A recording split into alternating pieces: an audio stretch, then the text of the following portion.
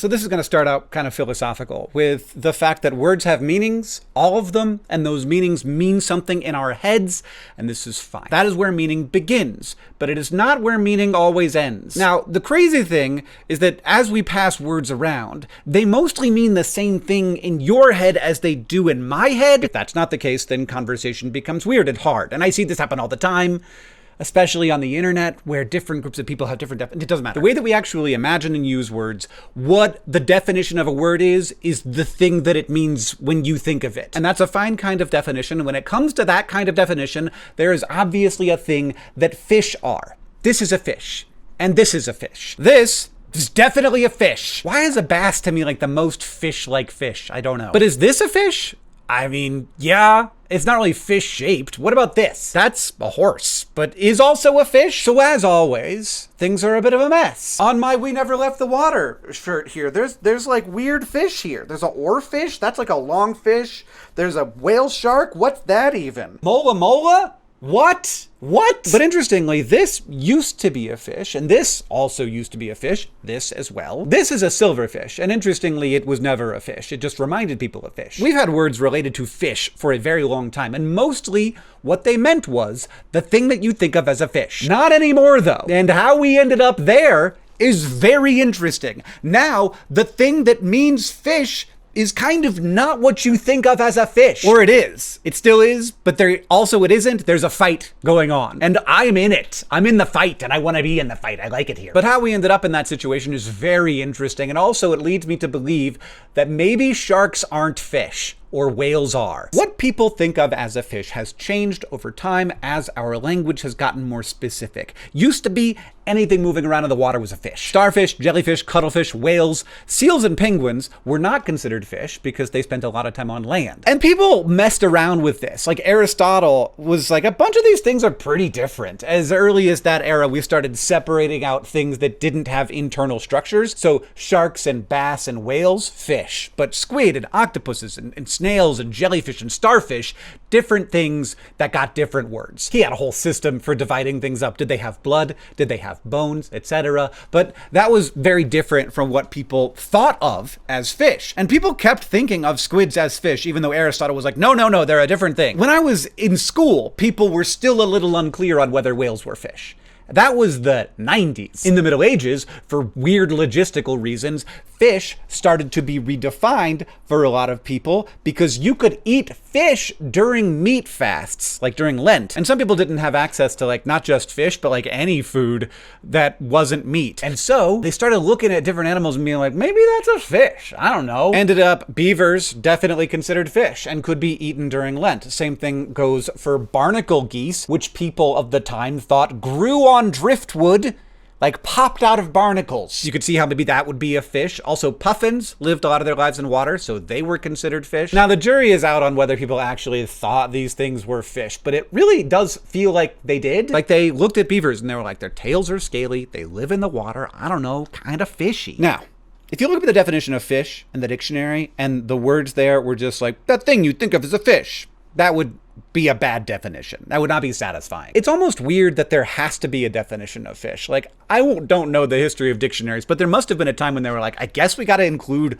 all the words, even fish, which everyone knows what a fish is. Like, I don't have to define fish to people. Children around fish know fish. But like, I guess we gotta do it. But before dictionaries, like the thing you think of when I say fish is mostly what we were going with. That was most of human history. And what definitions today mostly do with fish is that they try to describe what you think of when you think of a fish. Cambridge Dictionary. An animal that lives in water is covered with scales and breathes by taking water through its mouth or the flesh of these animals eaten as food. I mean, no. Like catfish don't have scales. Mudskippers are evolved to not live entirely in the water, but whatever. Google, a limbless, cold-blooded vertebrate animal with gills and fins and living wholly in water. Again, mudskippers, but also tuna. Maybe not cold-blooded, it turns out. Also, lots of fish don't have fins.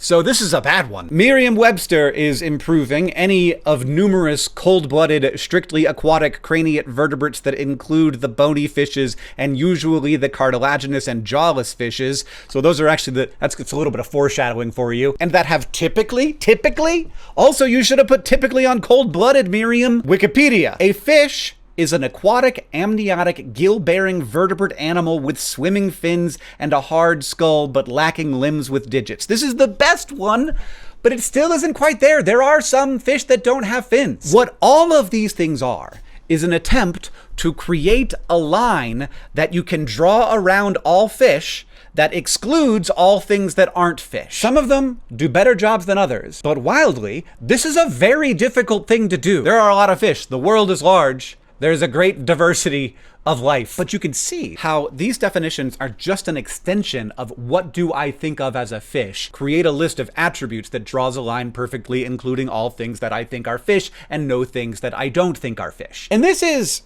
fine. Definitions are for humans to use, and absolutely, even though a manta ray isn't really very fish-shaped, and hagfish don't have fins, and catfish don't have scales, I feel like they should all be included. But you get the idea. A fish is like a thing that you think of when you think of a fish. And that is often what definitions do. But there is another thing definitions can do. If I ask you to define a car, you will have to give me a list of attributes. I just don't actually see another way. You got tires, an engine, carrying a smallish number of people, doesn't have a flatbed, and that's imperfect, but we're kind of stuck with that. This is not the case with life. In the late 1800s, after people realized that animals evolved from one another, it started to be pretty clear that there was actually a reason why fish tended to have all of these common properties. Upright tail fins, amniotic, two-chambered hearts, pumping blood, gills, and hard skulls. And instead of a list, we could have a definition that told us something new because it brought the definition outside of our minds, outside of the vibes, outside of what we think of as a fish, and into the real world. Not in here, out there. This conversation, which has now been going on for decades, is like a thing that's happening, and you're in the middle of it. When we moved from defining fish as the thing that feels like a fish to me, to instead a list of things that include all of the things I think of as a fish and none of the things that I don't, that wasn't actually that much of a leap. That definition was still inside of us. A much better definition, but one that no one currently uses and is part of this fun discourse. No one's actually mad here. But a much better definition is when it actually describes something that exists in the real world. And the lineage of fish, starting with the first common ancestor, a vertebrate with fins and scales and blood and a two-chambered heart and a hard head, is a real thing that existed in the real world, and that is the common ancestor of all fish. But interestingly, no current definitions of fish discuss lineage because they cannot, and I will now explain that. There was one common ancestor that gave rise to all of the fish, sharks and manta rays and bass and marlin. But that common ancestor also gave rise to beavers and birds and the prop comedian Carrot Top. And this would actually be fine. Birds have a single common ancestor. They are a group that just includes birds. Dinosaurs have a single common ancestor. They are a group that just includes dinosaurs. And tetrapods, the land vertebrates, all have a single common ancestor. They are a group that just includes tetrapods. The fish group includes three different groups: the bony fish like bass and marlin, the cartilaginous fish like sharks and rays, and the jawless fish like hagfish and lampreys. But cartilaginous fish and bony fish split off from each other 420 million years ago, while tetrapods and bony fish split from each other 380 million years ago. 40 million years is a long time in evolution, and we are way more closely related to bass than bass are to sharks. So here's the problem. We are comfortable with the line that we drew around fish. Unfortunately, that line is drawn in such a way that it cannot line up with the definition of fish that is created when we remove ourselves from the equation and seek a definition that is about more than just vibes. And so, if we want a definition of fish that is about reality rather than vibes, and I understand that we may not want that. Sometimes you just want to say fish are the things that are like fish, but in that case you do have to accept that whales only got brought out of that definition through careful science, but that's fine. But if we want a definition of fish that is about reality rather than vibes, that pulls the definition outside of us and into the actual biological reality of life on Earth, you can absolutely do that. We could create a group that includes all of the fish, including the tetrapods. The problem is, we already have a name for that group. It's the craniates. Any animal that has a skull is a fish or descended from a fish. There are no fish that are not descended from the first craniate ancestor all those hundreds of millions of years ago. But I actually don't like that as a classification because it's just too broad and we already have that. We've got craniates. But also hagfish that are craniates but not vertebrates are so different from all the other fish that I will happily call them not fish. Like the hagfish, maybe they're like cuttlefish and jellyfish, just something named fish, but not actually a fish. No one is making them be fish. They don't have to be fish. However, this doesn't actually solve our problems. If we cut the hagfish off and say, okay, fish is everything descended from the ancestor of all the other fish, we also have a name for that. That is a group that already exists as well. That's the vertebrates. And so, if we want fish to actually be a thing, we have to go one step further. Perhaps the cartilaginous fish aren't fish either. Perhaps sharks and rays are just sharks and rays. And if we carve them off too, we would actually be left with a group that are fish and are not represented by anything else. This is the bony fish, the group that includes all of the fish descended from the first bony fish, which has pretty much everything you think of as a fish in it, except for the sharks and rays and hagfish and lampreys, but also does include the tetrapods. So this doesn't solve the second problem, which is that tetrapods would still be in the group. But here's the thing.